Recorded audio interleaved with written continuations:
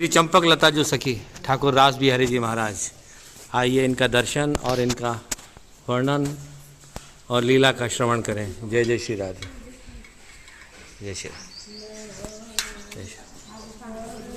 हाँ जी, हमारे ठाकुर जी का नाम तो रास बिहारी भगवान अष्ट सखियों में से चौथे नंबर की सखी ये चंपक लता। ये चंपक लता की सेवा राधा रानी के लिए रसोई बनाने की, खोआ से जो मिठाइयाँ बनती हैं ना, बर्फ़ी है, पेड़ा है, कलाकंद है, खोआ के लड्डू इत्यादि जो खोआ से मिठाइयाँ बनती हैं उनको बनाने में ये बहुत ही निपुण हैं। खांड के कड़ुए बनते हैं ना, खांड के कड़ुए भी अच्छी बनाती हैं। राधा रानी के लिए खेलने के लिए मिट्टी के खेल खिलौना भी बनाती हैं।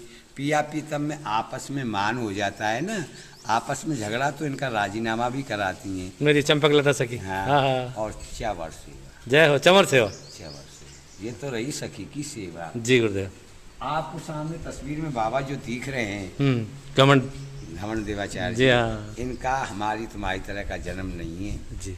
ये राजस्थान के रहने वाले थे, जिला भीमटोड़ा। भीमटोड़ा। हाँ, गांव का नाम दूबरदू। इनका शरीर ब्राह्मण कुल का है। इनके पिताजी का नाम था बौदेव जी। बौदेव जी की शादी की बात हो गई थी, शादी नहीं हुई, वो बाबा बन गए। जय हो। बौदेव जी के पिताजी ने लड़की वालों पर खबर की, हमारा लड़का तो बाबा बन गया है, अपनी लड़की का रिश्ता कहीं अंथा कर दो। 1 साल के बाद में लौट के साधु भेष में साधुओं के साथ वो अपने गांव में आए थे। तब तक उस लड़की का कहीं रिश्ता नहीं हुआ था। फिर उनके पिताजी ने लड़की वालों पर खबर की, भाई लड़का आ गया है, कुछ हम समझाएंगे, कुछ आप कहना, शायद रिश्ता हो जाए। तो लड़की के परिवार वाले सब आए थे, साथ वो लड़की भी आई थी। संतों के बाबाओं के सब पैर छूते, उस लड़की ने बौदेव जी के पैर छुए ना, तो उसको आशीर्वाद दे दिया कि आप पुत्रवती हो। शादी हुई नहीं, आशीर्वाद दे दिया, पुत्रवती हो। वो आशीर्वाद कैसे होगा? हाँ, ये आप क्या बोल रहे हैं, समाज में निंदा नहीं होगी? कुआरी के बच्चा पैदा होगा तो बदनामी का काम होगा। बौदेव जी बोले, आपकी जो बच्चा पैदा होगा वो उधर से पैदा नहीं होगा, आपकी हथेली में छाला पड़ेगा, छाले से बच्चा पैदा हुआ। हथेली में छाला पड़ा, छाले से ये बाबा पैदा हुए। जय हो। इन बाबाओं का घर का नाम था उद्धव। उद्धव जी। ये कृष्ण भगवान वाले उद्धव नहीं, कलयुग की बात है ये। उद्धव 12 साल के हो गए तो इन्होंने अपना घर छोड़ दिया। वृंदावन में आके निम्मार संप्रदाय के आचार्य थे हरिव्यास देवाचार्य, ये उनके शिष्य बन गए, बाबा बन गए। ये भगवान के भजन में मस्त रहते थे, किसी से बोलते नहीं थे। तो लोग कहने लगे ये तो बहुत घमंडी है, बोलता नहीं है। तो इनका नाम पड़ गया उद्धव घमंड देव। उद्धव घमंड देव। यहाँ सुंदर स्थान देखकर, रमणीक स्थान देखकर इन्होंने ऐसी घनघोर कठिन तपस्या की कि पिया पीतम राधा कृष्ण को प्रकट कर लिया। तब भगवान ने इनको आदेश दिया कि भाई आप गांव से ब्राह्मणों के बच्चे लो, राधा कृष्ण बनाओ, मेरी रासलीला का प्रचार प्रसार करो।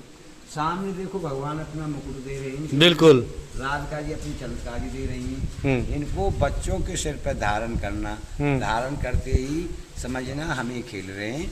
बच्चों के अंदर हमारा आवेश आएगा, उनको सुतई लीलाओं का ज्ञात होता चला जाएगा। इनसे तो भगवान ने बात की और ब्राह्मणों को सपने में आदेश दिया कि एक साधु आपसे बच्चा मांगने के लिए आएगा, उससे मना मत करना, बच्चे दे देना। सुबह होते ही ये ब्राह्मणों के पास गए, उनसे बच्चे मांगे, उन्होंने दे दिए। यहाँ लाकर बच्चों का श्रृंगार किया, ठाकुर जी के दिए हुए मुकुट बच्चों के सिर पर धारण किए।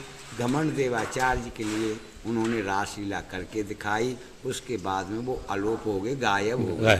बाबा घबरा गए, बताओ मैं ब्रजवासी ब्राह्मणों को बच्चे कहाँ से वापस करूँगा, कैसे ठाकुर जी की लीलाओं का प्रचार प्रसार होगा। और कोई सहारा नहीं मिला। समाधि लगाकर फिर भगवान के चिंतन में बैठे। दोबारा भगवान प्रकट हुए। भगवान से कहा, महाराज आपके आदेश के अनुसार मैं ब्रजवासी ब्राह्मणों के बच्चे लाया, लाकर यहाँ श्रृंगार किया, आपके दिए हुए मुकुट पहनाए तो बच्चा गायब हो गई। बताओ मैं ब्रजवासियों को बच्चे कहाँ से वापस करूँगा, कैसे आपकी लीलाओं का प्रचार प्रसार होगा। भगवान बोले, आपसे ब्रजवासी कुछ नहीं कहेंगे, वो बच्चे तो मेरे ही में लीन हो गए हैं। आप ऐसा करो, राधा कुंड के पास कौन ही गांव है, वहाँ पे जाओ, वहाँ से ब्राह्मणों के बच्चे लेके आओ। घमंड देवाचार्य जी कौन ही गांव गए, वहाँ से ब्राह्मणों के बच्चे लेके आए। फिर यहाँ पर रास हुआ, जिस पे आप लोग खड़े हैं, ये ठाकुर जी का प्रथम रासलीला मंडल है। हमारे वृंदावन में निधवन में डेली लीलाएं होती हैं, पर रास की प्रागट स्त्री शुरुआत इसी जगह से है, जिस पे आप खड़े। जय हो मेरी रास राधा। हुआ, ठाकुर जी की आज्ञा हुई, प्रचार प्रसार का काम यहाँ के ब्राह्मणों को सौंपो, जगह जगह जाके प्रांतों में प्रचार करेंगे। तो ब्राह्मण मंडली बनाकर MP दतिया डिस्ट्रिक्ट में ले गए जी। दतिया वाले राजा बोले, जैसे कृष्ण भगवान ने काली नाग जमुना के अंदर से नाथाना, उसी प्रकार हमको नागनाथ के दिखाओ, नहीं हम आपको जेल में बंद कर देंगे। आप ढोंग फैलाते डोलते हो। ब्राह्मणों को हड़काया तो ब्राह्मण घबरा गए, सोचने लगे हम तो ठाकुर जी की आज्ञा से प्रचार करने के लिए निकले, ये राजा क्या कह रहा है। तो उदास होकर बैठे थे। पहले रास में छोटे छोटे ही बच्चे ठाकुर जी बनाते थे, ऐसे बच्चे। आप क्यों उदास हैं। तब उन्होंने बताई, लाला ये राजा बोल रहा है, जैसे कृष्ण भगवान ने काली नाग जमुना के अंदर से नाथाना, उसी प्रकार हमको नागनाथ के दिखाओ, नहीं जेल में बंद कर देंगे। वो बच्चे बोले, आप चिंता मत करो, राजा से अभी जाके बोलो कि आज नागलीला ही होगी। ब्राह्मणों ने जाके बोल दिया कि महाराज आज नागलीला होगी। तो राजा ने सपेरे बुला के अपने तालाब में बहुत बड़ा सरफ छुड़वाया। रासलीला हुई, रासव्याही भगवान ने खेलते खेलते उस तालाब में गेंद गिर दी। श्री दामा सखा की गेंद थी, उन्होंने अपनी गेंद मांगी, उनसे छुड़ा के तालाब में कूद गई। तो 3 घंटा तक नहीं निकले। देखने वाली जनता भी रोने लगी, राजा भी रोने लगा, पश्चाताप करने लगा, अरे हट करके मैंने बड़ी गलती की, ये तो ब्रह्म हत्या, बाल हत्या, डबल हत्या हो गई। 3 घंटा के बाद में जैसे जमुना जी के अंदर से काली नाग को नाथ कर भगवान काली नाग के ऊपर जमुना जी से बाहर निकले थे ना, उसी प्रकार रास बिहारी भगवान उस सरफ को नाथ कर उसके ऊपर तालाब के पानी से बाहर निकले।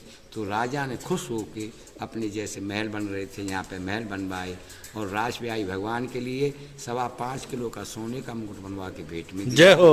वो मुकुट अब भी है, मथुरा लॉकर में जमा है जी। राधा अष्टमी के बाद में जो पूर्णिमा आती है, जिससे पितरपक्ष चालू होते हैं ना, उस पूर्णिमा को आता है प्रशासन के साथ, उसे पहनकर ही महाराज लीला होती है। महाराज लीला यहाँ पे बोलो रास बिहारी लीला की जय हो, जय हो भगवता सखी की जय हो, भक्त मंडली की जय हो। जय जय श्री राधे। जय जय आप श्री लोग प्रसाद पालो।